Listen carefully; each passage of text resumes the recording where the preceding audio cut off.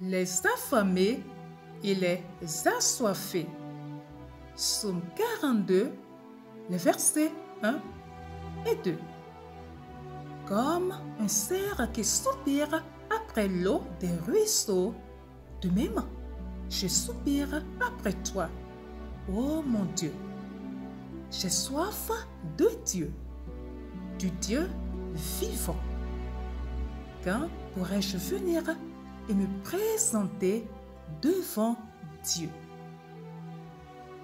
Auditeur de pain divin, quand Jésus a dit à ses disciples que les affamés et les assoiffés de justice seront bienheureux et seront rassasiés, était-il en train de leur rappeler ce psaume? Peut-être. Ou peut-être évoquait-il cette prophétie d'Ésaïe qui dit, je cite, « Vous tous qui avez soif, venez, voici de l'eau. Et même vous qui n'avez pas d'argent, venez, achetez et mangez. Ceux qui sont pauvres d'esprit, ceux qui pleurent et ceux qui sont humbles découvriront en eux-mêmes un appétit sacré qui taraude leur âme. » Jésus n'était pas étranger aux images provenant des écrits de l'Ancien Testament. Son esprit les avait inspirés et son éducation humaine était basée sur leur enseignement. Il a prononcé les béatitudes juste après avoir rappelé au diable que l'homme ne vit pas seulement de pain, mais aussi de toute parole prononcée par l'Éternel. Deutéronome 8, 3 et Matthieu 4, 4. Plus tard, il allait se présenter lui-même comme le pain de vie et la source d'eau vive. Il disait vrai.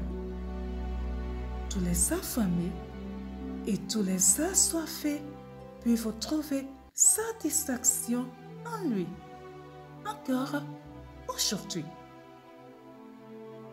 Nous avons tendance à penser que l'insatisfaction est un trait de caractère contraire à l'Esprit de Dieu, mais elle contient une part de piété.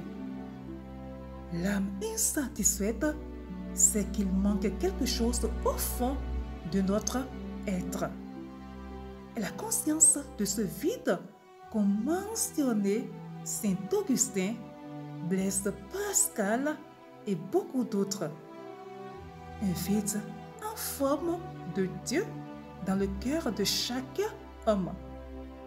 Et peu importe l'ardeur avec laquelle nous essayons de combler ce vide avec le plaisir, le travail, les personnes ou les choses, le vide persiste.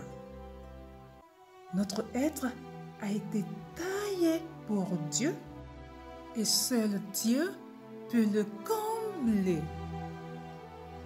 Bien-aimés, avez-vous faim et soif?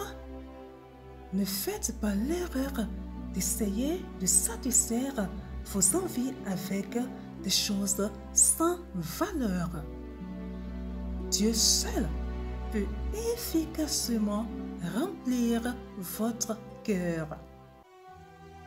Cultivez la communion avec lui au fond de vous. Demandez à Jésus de vous bénir de sa présence aujourd'hui. Désirer plus est une marque véritable de la grâce. Très bonne méditation à vous. Shalom.